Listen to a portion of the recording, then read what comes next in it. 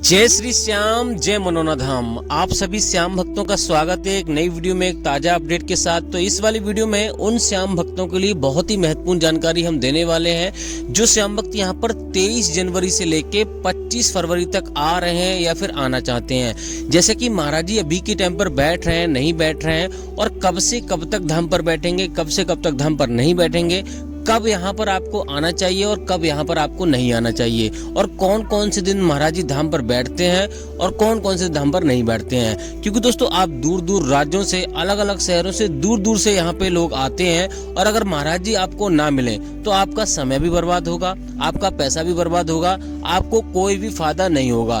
तो इस वाली वीडियो में इसके साथ साथ उन श्याम भक्तों के लिए तो बहुत ही ज्यादा महत्वपूर्ण जानकारी हम देने वाले हैं जो श्याम भक्त यहाँ पर पहली बार आ रहे हैं और पहले भी कई बार आ चुके हैं जिन श्याम भक्तों की मनोकामना पूरी नहीं हुई है। तो यहाँ पर उनको भी बताने वाले हैं आखिर दोस्तों आपने कौन सी गलती की है जिसके चलते हुए आपको फायदा नहीं मिला है। बहुत सारे भैया कहते हैं कि भैया हम यहाँ पे 2 बार आ चुके हैं और अभी तक हमें आराम नहीं मिला है, और वो काफी निराशा हासिल करते हैं और काफी यानी कि उनका मन खराब होता है। तो इस वाली वीडियो में आपको बताने वाले हैं आपको कौन कौन सी गलतियां नहीं करनी है, कौन कौन सी सावधानी आपको बरतनी है जिससे कि आपको पहली बार में ही फायदा हो जाए। क्योंकि दोस्तों यहाँ पर काफी लोग जो लोग पहली बार देख रहे हैं इस वीडियो को तो वो सोच रहे होंगे यहाँ पे काम बनते हैं नहीं बनते हैं। मनोना धाम का नाम तो बहुत सुना है कि वास्तव में यहाँ पर सारे काम बनते हैं, जो भी परेशानी होती है वो दूर होती है। बहुत सारे लोग यहाँ पे बीमारी लेकर आते हैं, कोई यहाँ पर भूत प्रेत की समस्या लेकर आता है, कोई यहाँ पर मान लो कोई अपनी मन्नत मांगने आता है, किसी को बच्चे नहीं होते हैं वो आते हैं यहाँ पर, यानी कि हर एक प्रकार की बीमारी यहाँ पे, हर एक प्रकार की समस्या लोग लेकर आते हैं। तो क्या वास्तव में यहाँ पर काम बनते हैं? तो सारी महत्वपूर्ण जानकारी आपको देने वाले हैं और आपको ये भी आपको बताने वाले हैं आखिर दोस्तों ये धाम पड़ता कहाँ पर है। अगर आप ट्रेन से आ रहे हो तो आपको कैसे आना है, अपनी सवारी से आ रहे हो तो आपको कैसे आना है, कितना खर्चा यहाँ पे आ जाता है, एक व्यक्ति का खर्चा कितना आएगा, और यहाँ पर दोस्तों आपको कहाँ पे आपको फ्री में ठहरना है, कहाँ पे आपको पैसा देकर ठहरना है, होटल में कितना खर्चा आएगा और धर्मशाला में कितना खर्चा आएगा, और वैसे आपको कितना खर्चा आएगा। ट्रेन से आ रहे हो तो आपको कैसे आना है, और दोस्तों अपनी सवारी से आ रहे हो तो आपको कैसे आना है, और दोस्तों आपको कैसे आपको लाइन में लगना है। क्योंकि दोस्तों यहाँ पर लंबी लंबी कतारें लग जाती हैं, यहाँ पे कभी कभी तो 14 घंटों में नंबर आता है, और दोस्तों कभी कभी यहाँ पर 2 मिनट यानी कि 15 मिनट में भी नंबर आ जाता है। लेकिन निर्भर करता है कि आप यहाँ पे कुछ सावधानियां हैं, कुछ नियम हैं, उनको फॉलो करोगे तो यहाँ पर आपके काम भी बनेंगे और आपको यहाँ पे ज्यादा भीड़ का सामना भी नहीं करना पड़ेगा। तो सारी महत्वपूर्ण जानकारी आपको इस वाली वीडियो में आपको मिलने वाली है। बस आपको करना क्या होगा, वीडियो को शुरू से लेकर एंड तक देख लेना है। अगर आपने स्किप करके देखा या फिर वीडियो को छोड़ के देखा या काट के देखा या वीडियो छोड़कर आप भाग गए और बाद में कमेंट करने लगे तो मैं आपको जवाब भी नहीं दे पाऊंगा, क्योंकि भैया यहाँ पे वीडियो में सारी महत्वपूर्ण जानकारी मैं देता हूँ। हाँ, अगर आपका कमेंट आपकी अलग हटके वीडियो से हटके कुछ हुई तो मैं उसका जवाब दे दूंगा। तो चलिए दोस्तों वीडियो को शुरू करते हैं। सबसे पहले जान लेते हैं आखिर दोस्तों ये पवित्र धाम पड़ता कहाँ पर है। देखो दोस्तों ये पवित्र धाम उत्तर प्रदेश राज्य के बरेली जिला में पड़ता है। गाँव का नाम है मनोना और तहसील का नाम है आंवला और जिले का नाम है बरेली। तो आप किसी भी राज्य से आ रहे हो, किसी भी शहर से आ रहे हो तो सबसे पहले आपको बरेली आना होता है। एक भैया ने कमेंट किया था हम नेपाल से आ रहे हैं तो कैसे आए, तो आप बरेली ही आना है। मान लो यहाँ से पूर्णागिर का जो मंदिर है वहां से सीधी ट्रेन आती है बरेली के लिए, वहां से आ सकते हो। और किसी भी राज्य से आ रहे हो हर एक जगह से आपको बरेली के लिए ट्रेन मिल जाएगी, क्योंकि दोस्तों बरेली एक बहुत बड़ा जिला है, बहुत बड़ा मंडल है और बहुत बड़ी स्टेशन है। तो हर जगह से आपको ट्रेन मिल जाएगी। बस से आ रहे हो तब भी आपको बरेली आ सकते हो, कोई आपको दिक्कत नहीं होगी। अब दोस्तों बात करते हैं बरेली से आपको सीधा आना है आंवला।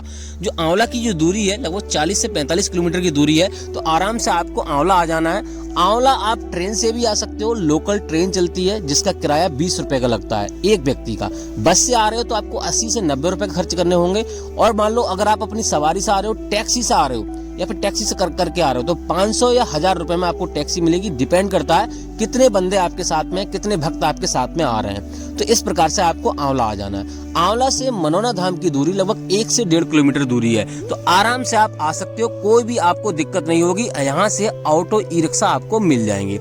अब दोस्तों बात करते हैं पहली सावधानी आपको क्या बरतनी रहती है। सबसे इम्पोर्टेंट बात दोस्तों, यहाँ पर अगर आप अपने घर से प्लानिंग करके आ रहे हो तो आप यहाँ पे सबसे पहले तो आपको सुबह में आना है। सुबह में अगर आप आओगे तो यहाँ पर 1 दिन में दर्शन होने के चांसेस रहते हैं, अन्यथा यहाँ पर आपको यहाँ पे 2-3 दिन का समय लग जाएगा। लेकिन दोस्तों आपसे यही विनती करेंगे, यही आपको सलाह देंगे कि यहाँ पे लगभग 3 दिन का समय आपको लेकर आए। जल्दी में ना आए कि भैया हमारे पास समय नहीं था, हम जल्दी में आ रहे हैं, इस बात का विशेष ध्यान रखना है। दूसरी बात यह है कि आपको पूर्ण आस्था के साथ आना है। आपके मन में कोई विचार ऐसा नहीं होना चाहिए कि यहाँ पे हमारी मनोकामना पूरी होगी नहीं होगी, खाटू श्याम भगवान हमारी ये मनोकामना पूरी कर दें तो हम इतने पैसे चढ़ाएंगे या फिर इतनी बार दर्शन करेंगे, ऐसा आपको कुछ भी नहीं बोलना है। आपको निस्वार्थ होकर भगवान के पास सारा कुछ है, आप उनके लिए कुछ नहीं दे सकते, तो आपको निस्वार्थ होकर आपको यहाँ पर आना है। आराम से सच्चे मन से अर्जी लगानी है, सच्चे मन से सारे काम करने हैं। वो आगे मैं बताऊंगा अर्जी आपको कैसे लगानी है। फिलहाल तो दोस्तों आपको ये काम करना है। मीट मछली अगर आप खाते हैं, अगर आप मान लो कोई काम ऐसा करते हैं तो आपको नहीं करना है, परिवार में भी आपको किसी को नहीं करना है। अब दोस्तों बात करते हैं यहाँ पर पहला काम क्या करना होता है। देखो दोस्तों, पहला जो काम करना रहता है यहाँ पर, सबसे पहले आपको श्याम जल की बोतल आपको खरीदनी है, जो कि आपको 20 रुपए में आपको मिलेगी। आप उससे पहले स्नान कर सकते हो, हाथ मुंह धोकर भी आप यहाँ पे काम कर सकते हो आराम से। और उसके बाद श्याम जल की जो बोतल खरीदने के बाद आपको सीधा जाना है प्रसाद वाली दुकान पे। वहां से आपको प्रसाद खरीदना है। 51 से शुरू हो जाता है और 101, 51, उससे आगे जितना आप लेना चाहो उतना ले सकते हो।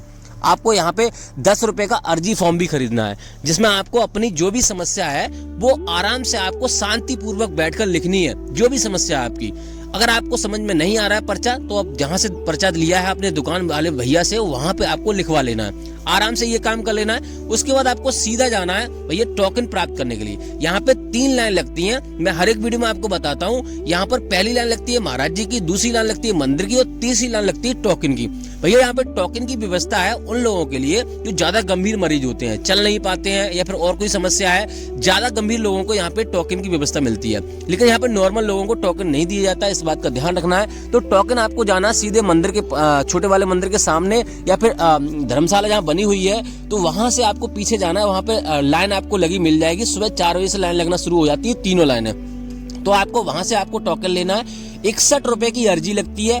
10 रुपए उसमें, यानी कि 10 रुपए का फॉर्म मिलता है, 1 रुपए उसमें रखा हुआ होता है और 60 रुपए उसमें रखने होते हैं। तो उसी से आपको टोकन मिलता है, कोई भी आपको चार्ज नहीं देना पड़ता है। ये बात का आपको ध्यान रखना है। अब दोस्तों बात करते हैं यहाँ पे अगर आप सुबह में नहीं पहुंचते हो तो क्या काम करना है। देखो दोस्तों, सुबह में अगर आप यहाँ पे नहीं पहुंचते हो तो सबसे पहले आपको यहाँ पर आपको रुकने की व्यवस्था आपको देखनी है। रुकने के लिए यहाँ पे धर्मशाला बनी हुई है, जिसमें आपको 1000 से लेके 3000 रुपए का खर्चा आएगा एक कमरे का। उसमें आप 7 से 8 लोग रुक सकते हो।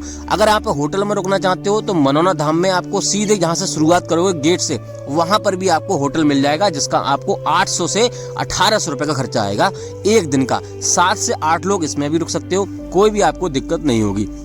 अब दोस्तों बात करते हैं यहाँ पे फ्री में रुकना चाहते हो तो फ्री में रुकने के लिए यहाँ पे आप देख सकते हो ये धर्मशाला है, इसमें आपको 1000 से 3000 रुपए का खर्चा देना पड़ेगा। फ्री में रुकने के लिए जगह जगह यहाँ टीन सेट पड़े हुए हैं और जहाँ से आप प्रसाद लोगे वहां पर भी आप फ्री में रुकने की व्यवस्था आपको मिल जाएगी। तो वहां पे आप रुक सकते हो, कोई भी चार्ज आपको नहीं देना पड़ेगा। अब दोस्तों बात करते हैं खाने पीने का खर्चा कितना आएगा। खाने पीने की बात करें तो यहाँ पे लगभग आपको 60 से 70 रुपए का खर्चा आता है एक व्यक्ति का एक दिन का।